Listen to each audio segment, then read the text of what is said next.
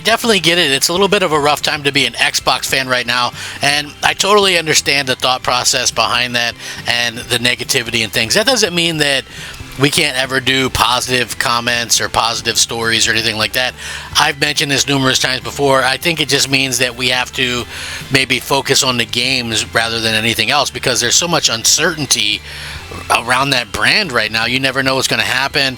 You have a situation where the CFO has put in unrealistic expectations on the division, and it's really a shame because Xbox was such a nice thing. Like, I can remember back, not just talking about the Xbox 360, but I'm talking about like the Xbox in general. The Xbox 360, even Xbox One was such an amazing platform, especially at first. And the reason why it was amazing was because they were really investing into like exclusive content, and they were really trying to rebound and make up for the tremendous idiotic moves that they had made earlier on in the generation regarding like the DRM and stuff like that. With that being said, you have to be able to have things come about a certain way that entices people to buy your product, and I think it all comes down to the games. Now, obviously there's a lot of bad news. They've canceled some stuff, shuttered some studios, and anything like that can happen again. So I think it's going to be hard for people to trust. But when you see stories like this, I think it gets people excited. Hey everybody, I'm Crap Gamer. This is Crap Gamer Reviews, back with another video. Thank you so much for checking it out. I appreciate it. Please like, share, subscribe. I would appreciate that as well. It helps out the channel, means a lot to me personally. I do daily gaming content, so if you guys are interested in that, look no further. I try to be fun yet informative, and that's always like important to me. So hopefully you guys enjoy the content, and where everything's kind of coming from with that. It means a lot to me. So again, I think it all comes down to like the games and where we're at as fans or whatever. Like, honestly, I think that really says a lot about what we're doing. And there's been some games that have been suspiciously missing from Xbox and just from gaming in general. And maybe it's because those games aren't what's considered to be huge sellers or whatever. But in gaming, you have to keep a lot of different types of games. So even after laying off 9,100 employees and canceling projects, Microsoft is looking to the future. Aside from the 40 plus titles already in development, it's reportedly taken pitches for new ones, including, surprisingly enough, Banjo-Kazooie, which is a game I think people have been asking for a very long time from Xbox now. According to VGC's Andy Robinson on the site's recent podcast, he said he heard more recently that pitches are being listened to for reviving the platformer. The last title was Banjo-Kazooie Nuts and Bolts, which received mixed reactions, as you're kind of looking at that right here. Not a terrible game, but if people really just wanted another Banjo-Kazooie game, obviously they didn't want some kind of mixture of like Legos and these kind of things. Anyway, it really kind of got it deviated away from what made the series kind of beloved in the first place. That's not all, as Robinson has heard of a few high-profile developers who allegedly want to head up the new project. He said he heard constantly the name that comes up is Toys for Bob, who really want to do one. Funnily enough, he heard Moon Studios as well was another one who was really interested. While the former is known for Crash Bandicoot 4, It's About Time, the latter is renowned for the Ori and the Blind Forest series, and is currently working on an action RPG, No Rest for the Wicked.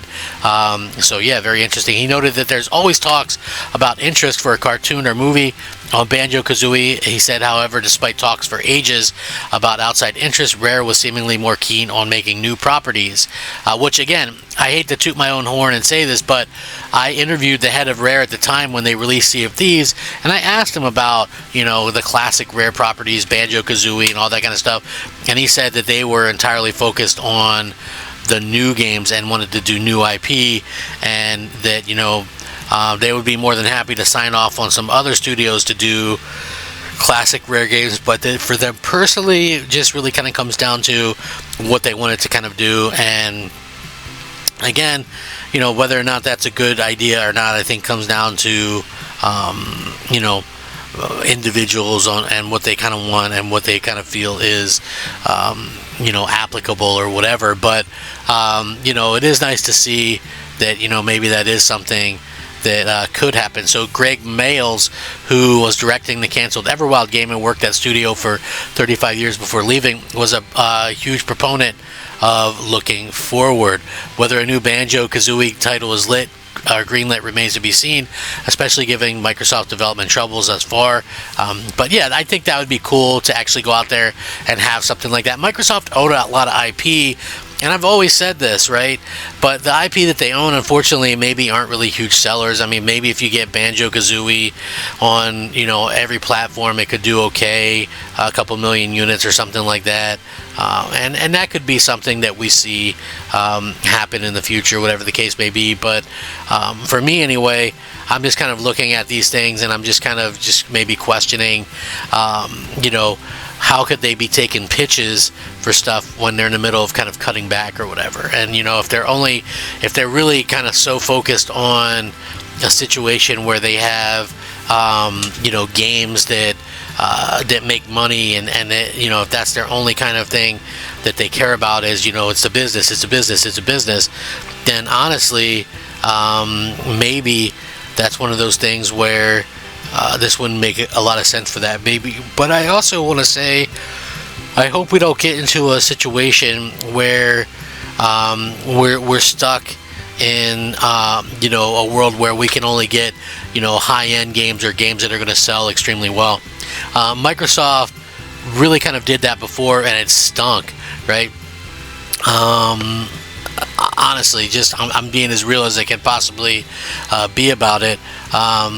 If you're kind of doing these things, and listen, that's why Xbox 360 and things like that, people came down hard on that, because it was like this focus on Halo, Gears, Forza, and Fable. And the reason why they focused on that was because those games were the ones that sold.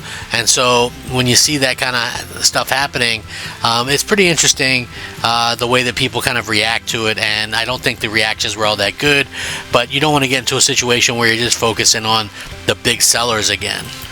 But I still think it'd be cool, be able to see some of this stuff come back. And like I said, not only just this game, but Rare has a lot of cool games that I would love to see come back, including stuff like, something like Cameo, stuff like, again, we would have loved to see Perfect Dark come back, but apparently that isn't in the cards. Viva Pinata was such a unique and interesting game, and it's just like Microsoft doesn't have any interest, I don't think, in a lot of this stuff. But maybe one day we'll see that, and hopefully that's something that we can see before too long. So again, we'll see how Microsoft kind of handles this, and we'll see if it's something that Microsoft can actually achieve. Again, if you're a third-party developer right now, though, are you really super interested in working with Microsoft? I don't know. It just seems like one of those things that,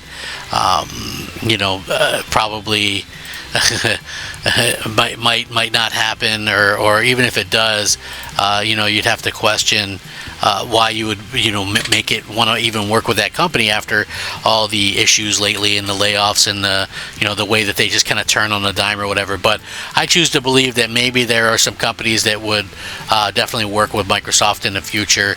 And I mean, again, they do have that theory of they have a lot of money.